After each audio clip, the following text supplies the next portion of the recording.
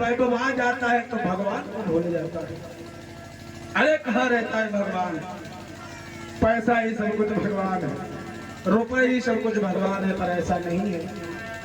ये तो प्रभु की माया है, और माया पति है भगवान विष्णु। विष्णु की तो पत्नी है लक्ष्मी, माया के पति है, तो जहाँ प्रभु है वहां तो लक्ष्मी वास करेगी ही करेगी। जरा ध्यान देना मेरे भैया।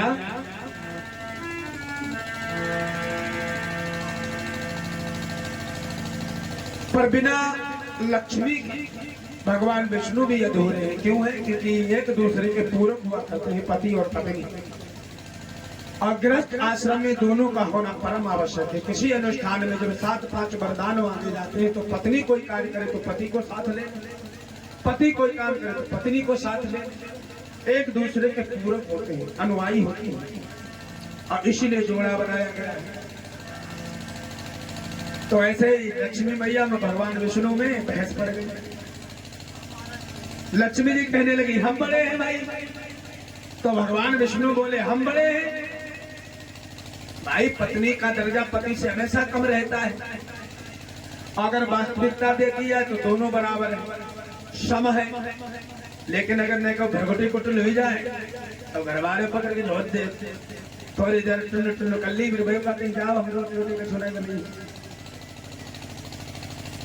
वैसे दोनों का रिश्ता एक है, पूरक है। अब बहस पड़ गई, तो जब बहस पड़ गई ऐसे हुआ, भगवान विष्णु ने क्या किया, बड़े सुंदर महात्मा बने, पंडा बने। अब बन करके पोती हाथ में ले लेके भाई चलो कथा करें। जा करके पहुंचे यजमान के यहाँ, बैठे कथा करने लगे। जब कथा करने लगे काफी भीड़ होने लगी, और जहाँ भगवान विष्णु साक्षात हो उसके घर में किस बात की कमी? हर चीज।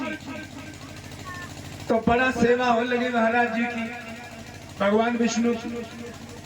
लक्ष्मी ने सोची अब 2 दिन हो गए, 3 दिन बचे, चलो हम चले। बेव बेचारे लक्ष्मी जी ने एक बड़ी बूढ़ी वृद्ध बूढ़ा को वेश बनाओ, पूरा कतई पहुंची, कथा सुनती रही। एक पास कोने से बैठ गए, तो सब लोगों ने प्रसाद लिया और सब लोग चले गए, बूढ़ा वहीं रह गए। शाम हो गई तो जिनके यहाँ कथा हो रही थी वो बोले मैया अब तुम कहाँ जी हो, है नहीं भोजन पाई लो? तो बोले हाँ लल्ला पाई ली। भगवान विष्णु को बढ़िया भोजन पवाया गया।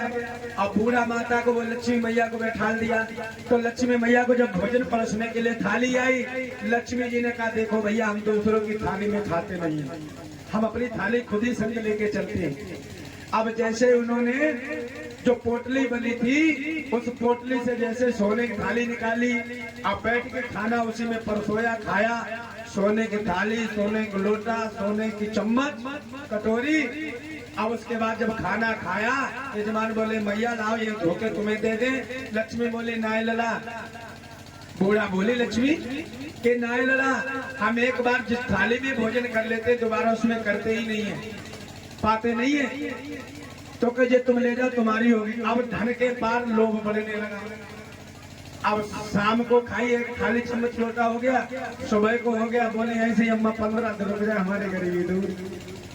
अब भगवान विष्णु का जो धन वैभव था, जो यश कीर्ति थी, वो उनके प्रति कम होने लगी। भाई इस समय आदमी माया की तरफ ज्यादा भागता है। तो भगवान विष्णु और लक्ष्मी यहाँ तक की कगार आ गई। लक्ष्मी का इतना प्रकोप हो गया कि उनने जे कहते महाराज जी कथा बहुत दिन हुई गई, वैसा करो आप अपना तो सितंबर बांधो घर जाओ, अब बूढ़ा मैया है नहीं। तो भगवान विष्णु चल दिए। उसके 2-3 घंटे बाद लक्ष्मी मैया भी वहीं से चल दी कि बेटा अब तो हम भी घर पर जाएंगे। वो भी वहां से निकल के चल दी। रास्ते में मिले तो भगवान विष्णु बोले कहो कौन बड़ा है?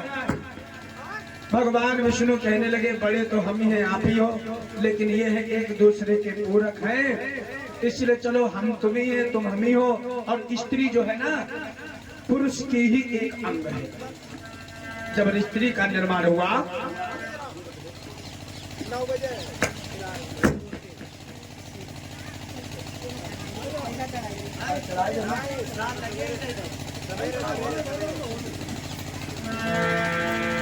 और ये माता जी की तरफ से 21 मुद्राएं और कुछ प्रसादी समर्पित कर रही है। मंगलमय कामना भगवान सर्वदा जीवन में सुख समृद्धि प्रदान करें।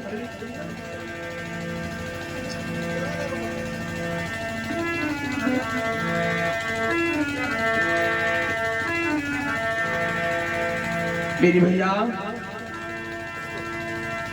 स्त्री जो रूप है, स्वरूप है, वो भगवान शंकर ने जिसमें बनाया अर्धनारीश्वर, आधा अंग स्त्री का और आधा अंग भोले। तो स्त्री जो है वो वामांग है, अपने ही शरीर की बनी हुई है। भोले बाबा ने जिस समय देखता हूं व्रत बैठ कर समुद्र मंथन होने के बाद जब स्त्री को बांटना प्रारंभ किया, सिंगल पहले थे सब, तो उस समय जब बांटा तो देवता लोग जो एक व्यक्ति जाता है उसके अंग की बना करके भेज देते हैं।